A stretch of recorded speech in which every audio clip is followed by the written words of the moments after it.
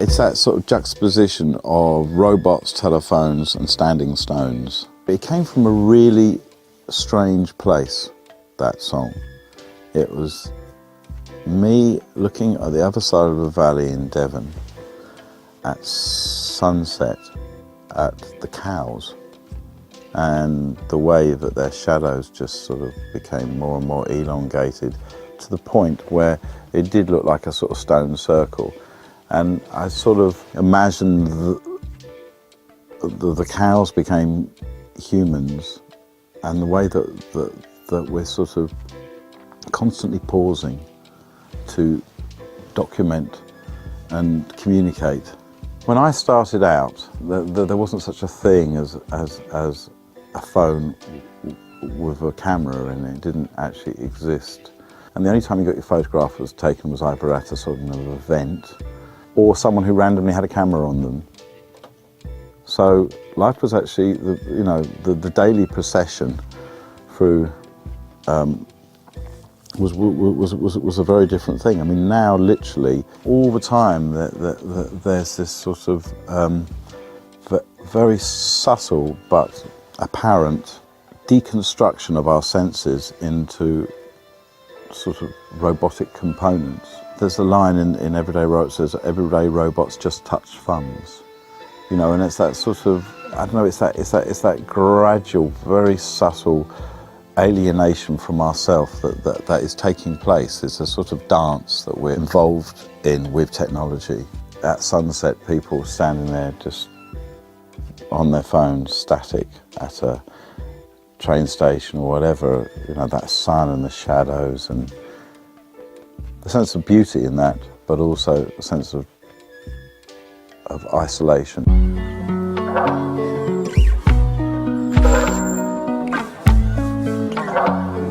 Yeah, the hostiles are sort of in those shooting games, the characters that just constantly get up on each level, and you're given no character other than they're hostile to you. They're completely soulless things, and there's something in that relationship that we have with the world when you're in a sort of altered state, and the blankness of just killing, just that sort of passive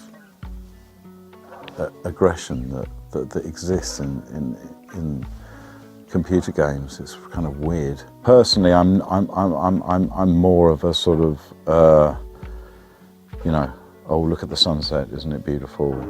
And that kind of person than someone who rushes out to get the latest bit of technology. I'm not great with technology, to be honest with you, in fact.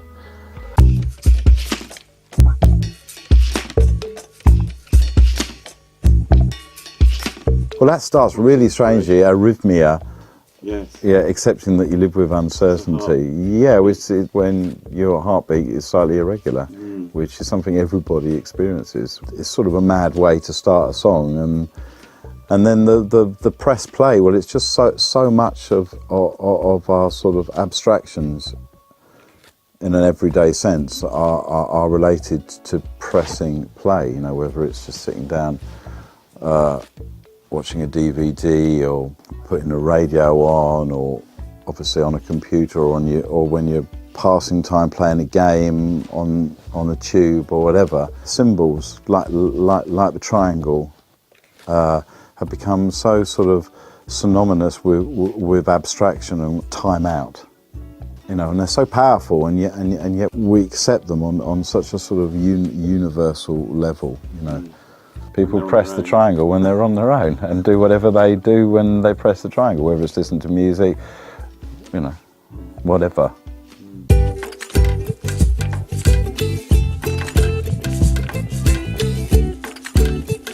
Well, it's kind of mad because Mr. Tembo is actually about a baby elephant. And this is the interesting thing about getting someone to produce you. I mean, it was when we sort of started talking about making this record, I gave Richard about 70 tunes, 70 bits of music, some more finished than others. And one of them was this little thing recorded on a phone from a trip to friends that live in the outback in Tanzania, in a place called Mkomazi.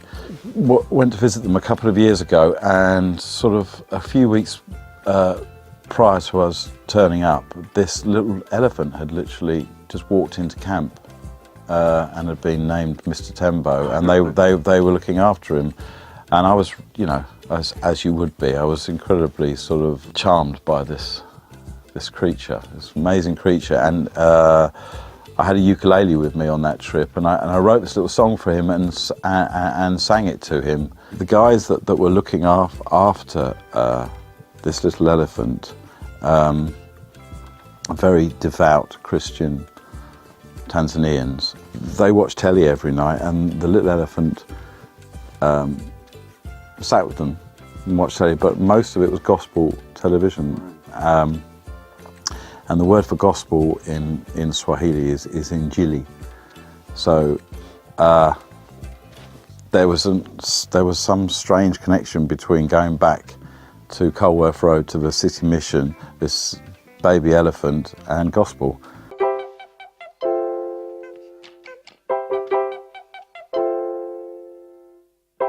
I wanted to sing a song about the parakeets of London, and you know how they sound like sort of space invaders when you hear them flying over, and you're sort of unaware at first that it's incongruous, and then you look up, there's this sort of flash of colour and this sort of alien sound, and I've always been fascinated by them and the history of them, and so that's why that's called Parakeets, really.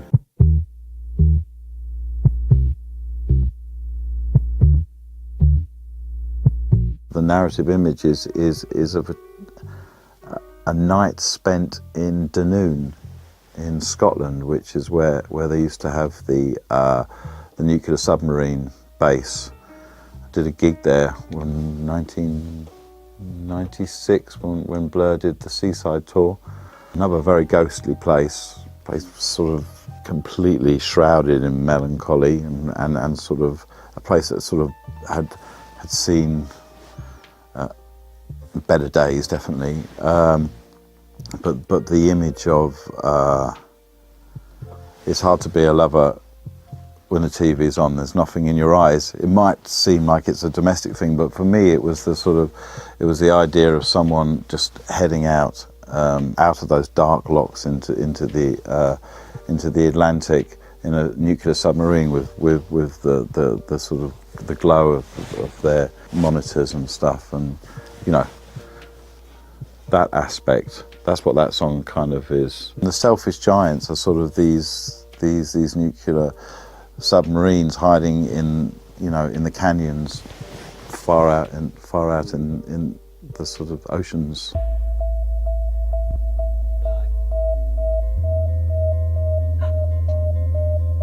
That's sort of two songs, but we sort of made a decision to turn them into one really long story, which starts as sort of in September with the ghosts of Carnival still sort of walking around the streets, shadowy sort of characters. Moko Djembe goes right back to sort of Congo. You see it in Carnival, but I've actually seen it in the Congo, the sort of the original Moko Djembe, and it's sort of terrifying sort of evocation of a spirit.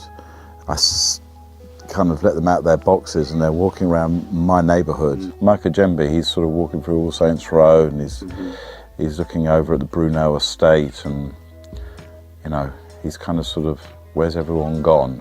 And why am I still here? And what am I? So it's quite a ghostly thing, and then it goes into the second part, which is me. You is the first part, and me is a sort of very subterranean, sort of late night, morning after thing, which, you know, is part of Carnival as well.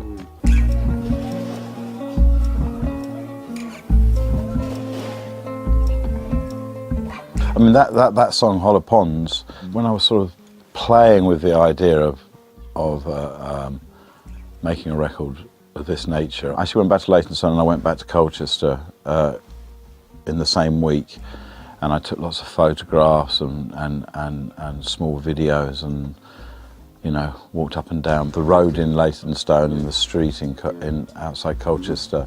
And then I went to the Hollow Ponds. It's sort of about half a mile away from Phillybrook Road, and it's this amazing sort of part. It's sort of close to Wanstead Flats, which I suppose is the sort of was historically would have been the sort of a grazing ground outside of Epping Forest. And there are these old sand pits which are now ponds, which are called the Hollow Ponds, which I spent a lot of time as a child playing, riding my bike, fishing.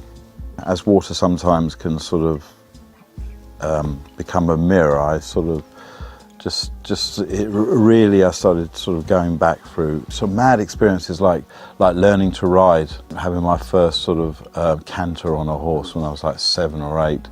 1976 was kind of the point where I started with the massive heat wave.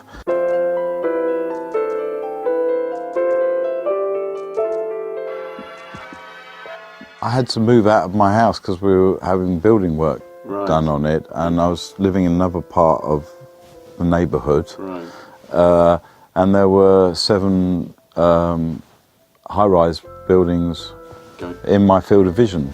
And also I like the number 7, and it's kind of a magical number, and it went with the Moko Djembe and the ghosts.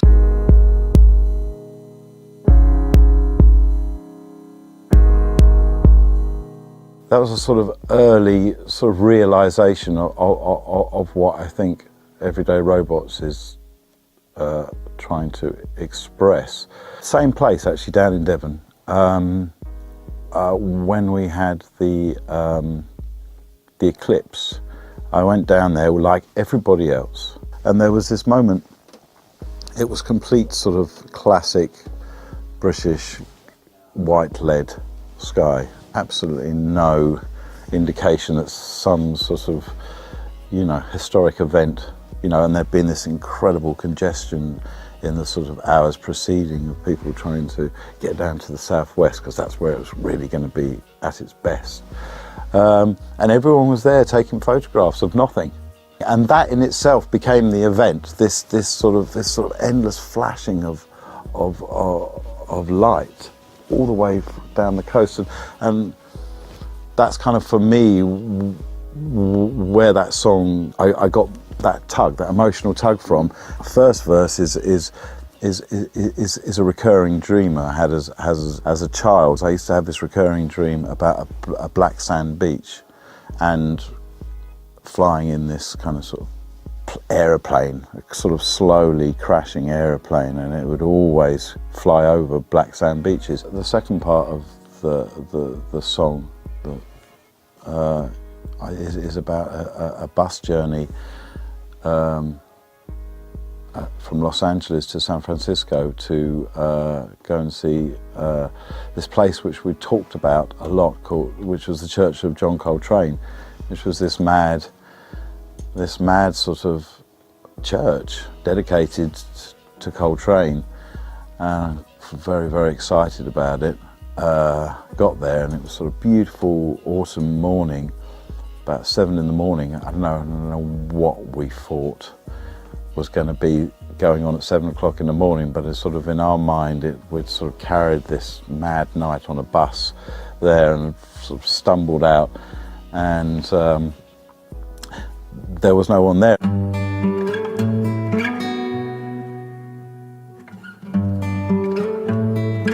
It's relationships with my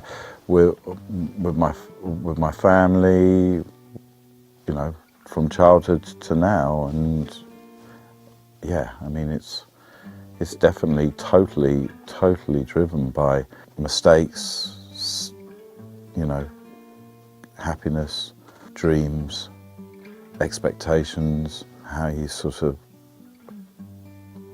find yourself locked in cycles and how do you get out of them. And I know that my experience is very similar to a lot of other people, so I'm kind of offering some of the more difficult stuff. I'm posing a question to everyone as well.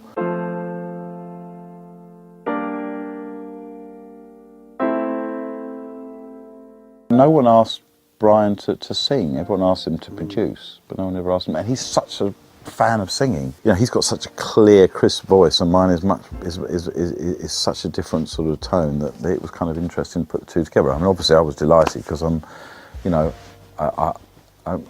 love Brian. I love him as a person. I love what the way he makes music. His sort of, you know, the way he conceptualises stuff is just really inspiring to me. Glimmer of hope. Is that right? Was that the feeling? Absolutely. Yeah. I mean, I wanted to leave myself with a glimmer of hope after I